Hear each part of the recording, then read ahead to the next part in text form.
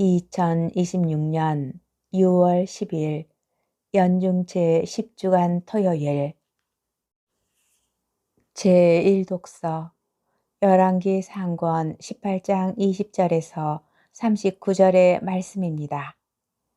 그 무렵 아합 임금은 이스라엘의 모든 자손에게 사람을 보내어 바알의 예언자들을 카르멜산에 모이게 하였다. 엘리야가 온 백성 앞에 나서서 말하였다. 여러분은 언제까지 양다리를 걸치고 절뚝거릴 작정입니까?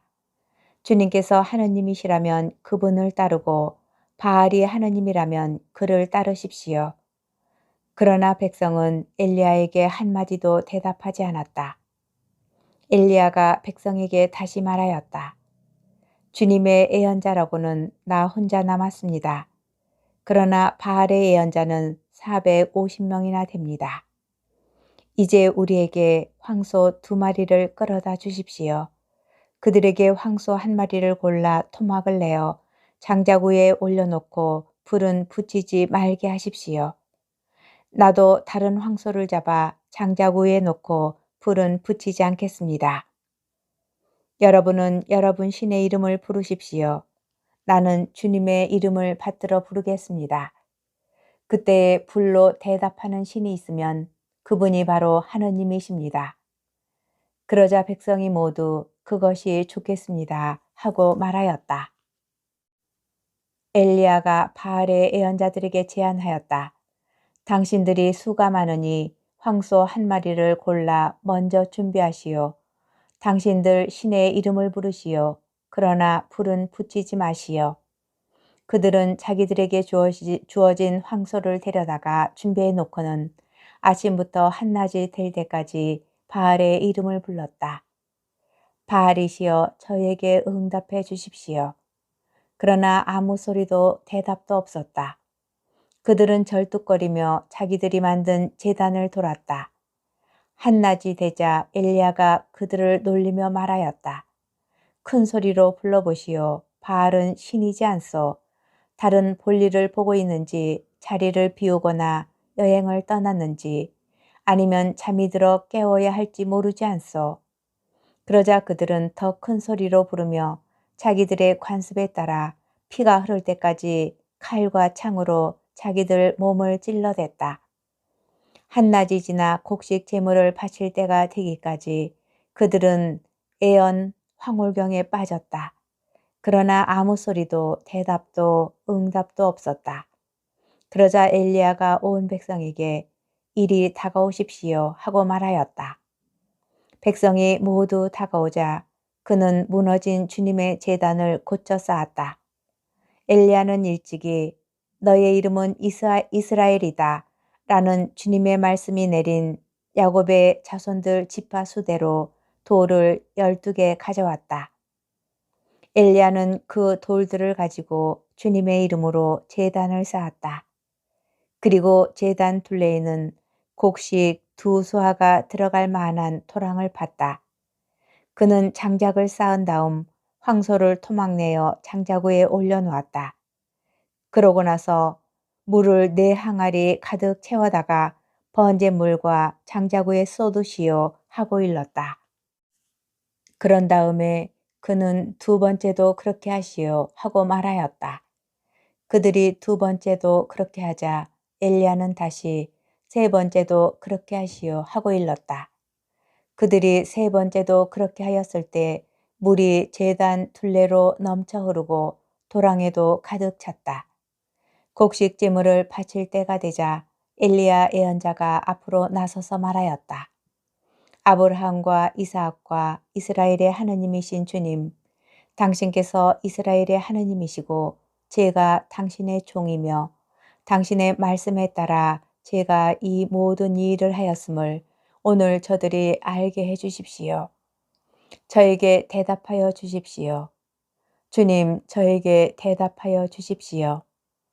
그리하여 주님, 이 백성이 당신이야말로 하느님이시며 바로 당신께서 그들의 마음을 돌이키게 하셨음을 알게 해 주십시오. 그러자 주님의 불길이 내려와 번제물과 장작과 돌과 먼지를 삼켜버리고 도랑에 있던 물도 핥아버렸다. 온 백성이 이것을 보고 얼굴을 땅에 대고 엎드려 부르짖었다. 주님이야말로 하느님이십니다. 주님이야말로 하느님이십니다. 주님의 말씀입니다. 복음, 마테오복음 5장 17절에서 19절의 말씀입니다. 그때 예수님께서 제자들에게 말씀하셨다. 내가 율법이나 예언서들을 폐지하러 온 줄로 생각하지 마라. 폐지하러 온 것이 아니라 오히려 완성하러 왔다.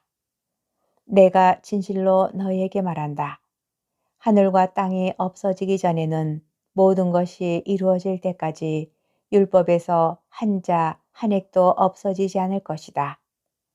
그러므로 이 계명들 가운데에서 가장 작은 것 하나라도 어기고 또 사람들을 그렇게 가르치는 자는 하늘나라에서 가장 작은 자라고 불릴 것이다. 그러나 스스로 지키고 또 그렇게 가르치는 이는 하늘나라에서 큰 사람이라고 불릴 것이다. 주님의 말씀입니다. 오늘의 묵상.